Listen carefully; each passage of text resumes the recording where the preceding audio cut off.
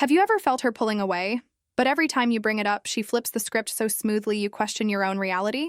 That's not just miscommunication. That's manipulation. And if you miss it, the cost is brutal. Wasted years, drained confidence, broken trust that may never fully return. The truth is, before she cheats, most women use the same psychological tricks. They sound harmless. They even sound mature, but underneath, they're designed to create distance while she prepares hairscape. In this video, I'll walk you through the 4 exact lies you must recognize because spotting them early could mean the difference between protecting your heart or losing yourself in the process. As a psychologist and relationship coach who has spent years working with men blindsided by betrayal, I can tell you these lies are not random. They follow a precise pattern I've heard many times in private sessions. And before we dig into the details, make sure you subscribe, like this video, and share in the comments the moment you first realized something wasn't right. Your story could help another man connect the dots. Now let's begin. Because the first lie women tell sounds harmless, but it's the seed that grows into betrayal. I just haven't been. In the mood number 1, I just haven't been in the mood lately. Men, let me be brutally honest with you. This is the most commonly women use right before they cross the line. And it works on most of you because it sounds so damn reasonable. Everyone gets tired. Work piles up, stress builds. Hormones shift. Who hasn't felt drained and not in the mood? You hear this line and your instincts tell you to nod, be understanding, and let it go. But here's the truth that most women will never tell you. When she loves you, stress doesn't push her away, it pulls her closer. When she's tired, she still craves your arms around her. Maybe not for wild passion every night, but for closeness, for comfort, for feeling safe in the man she trusts. Real love doesn't shut down physical affection. It seeks it out, even in exhaustion. So when she suddenly has no interest in touching you, no spark for weeks or even months, when she flinches at your hand on her back, when she treats even casual closeness like a burden, that's not about stress. That's about redirection. Her body didn't stop wanting intimacy. It stopped wanting intimacy with you. And here's the cruel psychology behind it. When a woman begins investing emotionally in another man, her body reacts. Intimacy with you starts to feel like betrayal. Not of you, but of him. The new man becomes her emotional center, and suddenly you're the obstacle. Touching you feels wrong, dirty, even repulsive. She's protecting the bond she's secretly building elsewhere. This is why you'll see the strangest contradiction. With you, she's too tired. With the rest of the world, she's suddenly alive again. New workouts, new clothes, extra time in front of the mirror, perfume she hasn't worn in years. She's shaving, posting selfies, buying lingerie, but somehow never in the mood when it comes to you. That's not coincidence. That's a transfer of desire. Let me give you a story to make this real. David, a 41-year-old financial analyst, came home devastated. His girlfriend of 3 years had been distant for months. Every time he reached for her, she pulled away, saying, "I'm just not in the mood. Work has me drained." And David believed her because it made sense. Long hours, pressure, deadlines. But then he started noticing something off. She was at the gym every morning at 6, something she hadn't done in years. She bought a new wardrobe, tight dresses, heels, expensive makeup. Her Instagram was full of confident selfies. While in private, she avoided even holding hands. David realized the painful truth. She wasn't out of the mood. She was just out of the mood with him. That's the pattern you need to watch. Her mouth says, "I'm tired," but her actions scream, "I'm excited," just not for you. And if you're not careful, you'll waste months or years making excuses for a woman who's already emotionally checked out. Now, I'm not telling you to panic the first time she turns you down. Real life happens. Fatigue, illness, stress, they're real. But if she consistently withdraws from you while simultaneously pouring energy into her appearance, her fitness, her social life, wake up. That's not a dry spell. That's our direction of intimacy.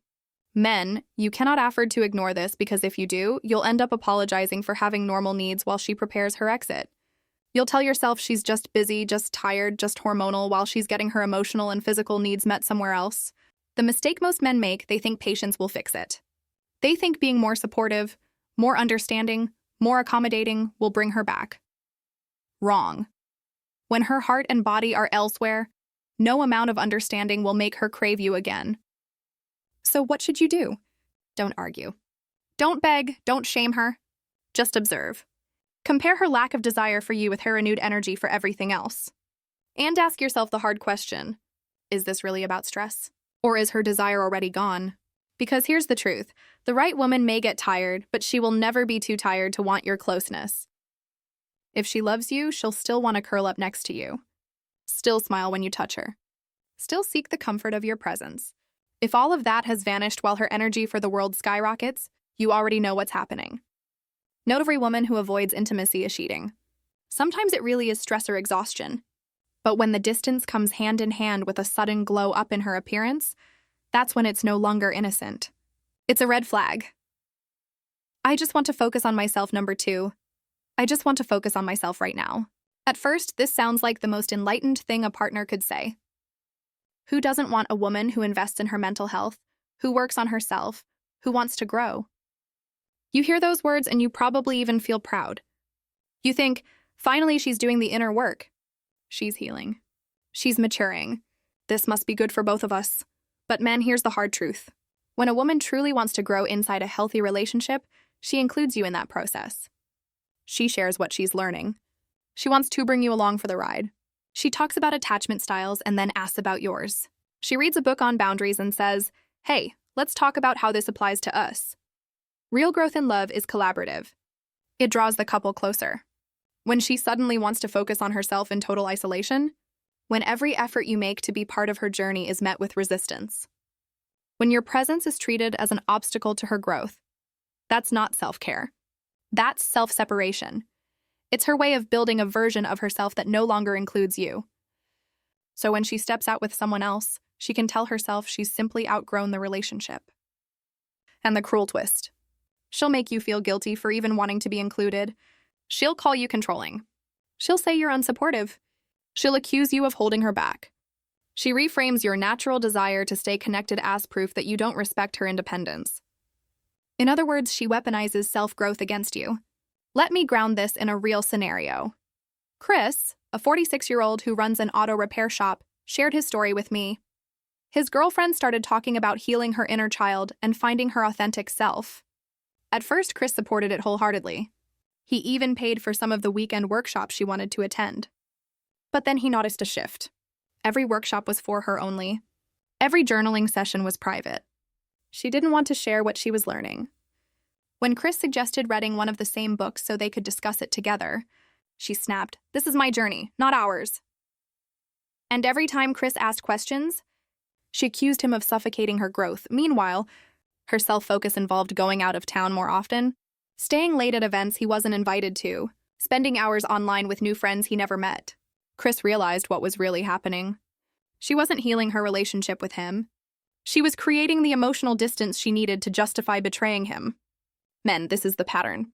Self-work that excludes you is not self-work. It's exit strategy. Healthy personal development sounds like, I'm learning new things about myself, and I want to share them with you. Fake personal development sounds like I need space to find myself and your presence gets in the way. So how do you tell the difference? Simple. Observe whether her growth brings you closer or pushes you out. Does she include you in her discoveries, or does every step she takes require you to disappear? Real growth makes love stronger. Fake growth makes betrayal easier. And here's where most men get blindsided because the language she uses sounds so noble, so evolved. Healing, boundaries, inner child, authenticity. These words are powerful shields. They make you feel selfish for questioning her. They make you doubt yourself for wanting to be part of her life. And that's exactly the point. If you feel guilty for asking to be included, she's already flipped the script on you. Men, don't get it twisted. A woman who loves you will never treat you like a roadblock to her evolution. She'll see you as part of it. If instead she frames your love as the obstacle to her growth, understand what's really happening. She's not healing. She's rehearsing her exit. Of course, self-growth can be genuine. Many women truly mean it. But when her growth journey keeps excluding you, that's not self-care. It's groundwork for walking away. Number 3, you're being too controlling. This is one of the most clever deflections women use because it makes you doubt yourself instantly. You ask a perfectly reasonable question, where were you last night? Or who were you texting during dinner? And suddenly you're the bad guy. Instead of answering, she flips it. Now the issue isn't her behavior. It's your supposed insecurity, your toxic masculinity, your controlling nature. Men, listen carefully. When a woman has nothing to hide, her instinctive response to questions is clarity, not combat. She explains, she reassures, she gives details without you even needing to press. Transparency feels natural when you're telling the truth. But when she's keeping secrets, every question feels like an interrogation. Every answer risks exposure, so she doesn't answer. She attacks. She frames your curiosity as abuse. She makes you question your own sanity for having basic relationship needs. Let me show you how this plays out. Mark, a 54-year-old restaurant manager, told me about his girlfriend. One night, he noticed her texting late, hiding her phone screen. He asked casually, "Who's messaging you at this hour?" Nothing aggressive, no raised voice, just curiosity. Her response, she exploded. "Why are you always checking on me? You're so possessive.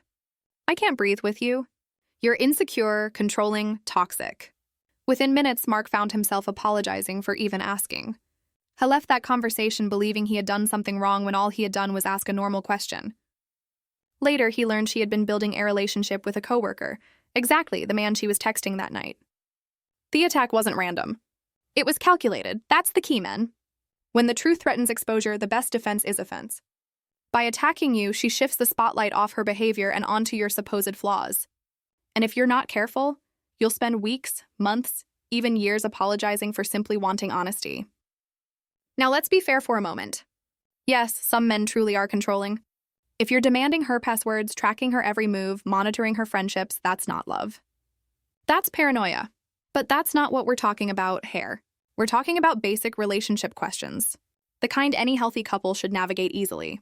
Where were you? Who's this new friend? Why are you coming home late? These are not acts of control. These are not acts of control. These are acts of care. A faithful woman doesn't feel threatened by those questions. She sees them as natural.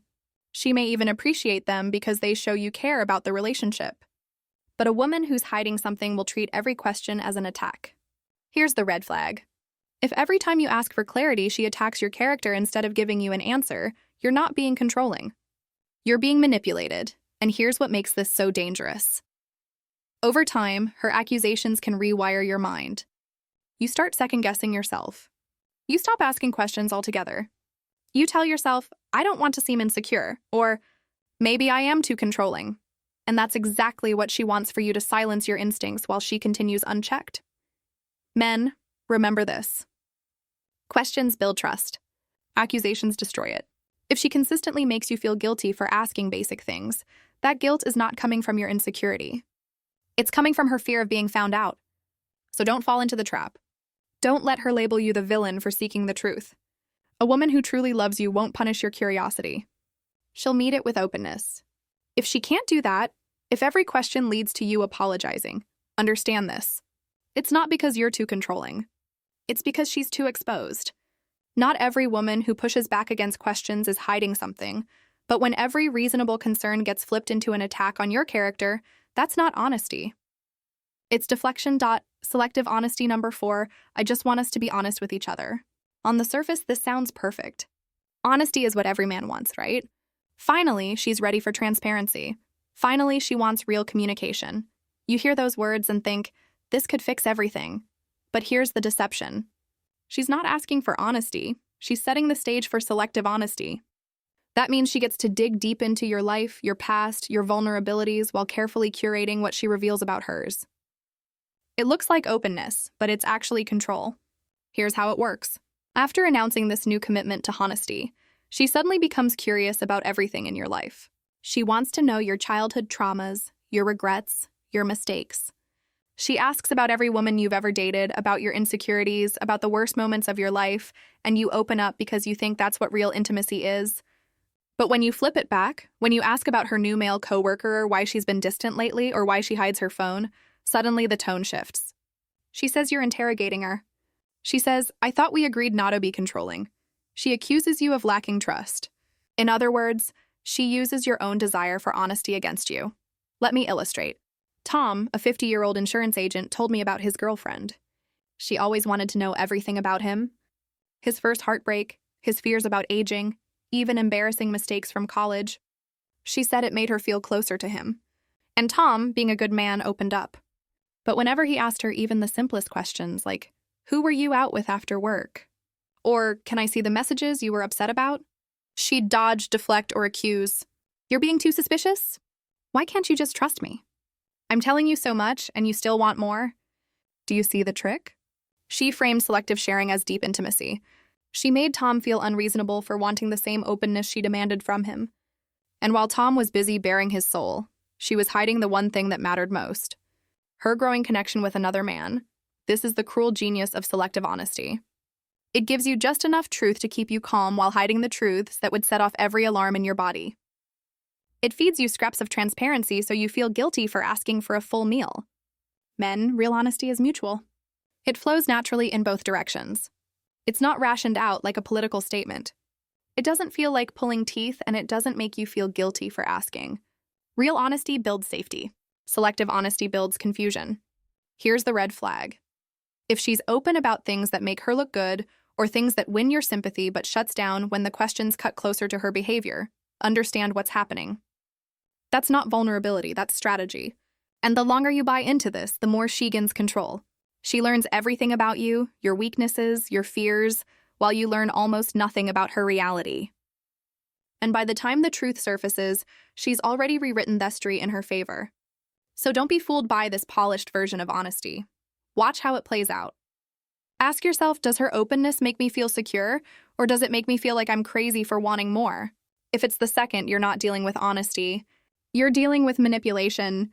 Men, hear me clearly. The right woman won't ration the truth. She won't make you feel guilty for wanting transparency. She won't weaponize honesty as a shield for secrecy. She'll make the truth easy to see, not impossible to find. Real honesty is mutual, not selective. If she shares small details but dodges the big ons, that's not openness, it's strategy. And strategy and secrecy almost always points to betrayal. The golden rule. Now, let's get to the one thing you must do when you hear any of these lies. This is the turning point, men. So listen carefully. The instinct most men have is to argue, to demand answers, to become the detective in their own relationship. But that only drags you deeper into her frame. The more you chase, the more you look insecure, the more you argue, the more you feed her excuses. And while you're debating her words, she's already proving her actions elsewhere. So here's the golden rule. Don't argue. Don't chase. Just observe. Actions never lie. Let me give you a practical checklist, one lie at a time. When she says, "I just haven't been in the mood," don't fight her on it. Watch instead. Does she still want closeness in small ways? Cuddling, holding hands, spending quality time? Or has she withdrawn completely while suddenly investing in her appearance for everyone else? That contrast tells you everything. When she says, "I just want to focus on myself," don't beg to be included. Observe. Does her self-growth bring her closer to you, or does it require distance from you? Does she share her journey, or does she insist it's a solo mission where your presence is inconvenient? True growth includes the partner. Fake growth excludes him. When she says, "You're being too controlling," don't get defensive. Ask yourself, were my questions unreasonable? Or were they basic things any caring partner would ask? If it's the latter and she still attacks you, that's not about you being controlling. That's about her needing cover. When she says, "I just want us to be honest with each other," don't get swept up by the promise. Watch if the honesty flows both ways. Does she give you transparency as freely as she demands it from you? Or are you the only one on the interrogation chair while she carefully curates what she shares? This is how you protect yourself. By stepping back, observing patterns, and letting her behavior reveal the truth. You don't need to expose her with arguments. She'll expose herself with her actions. And here's the most important piece. Trust your intuition. Men, your gut is not paranoia. It's data. It's your subconscious noticing shifts in tone, energy, micro-expressions, things your conscious mind hasn't caught up with yet.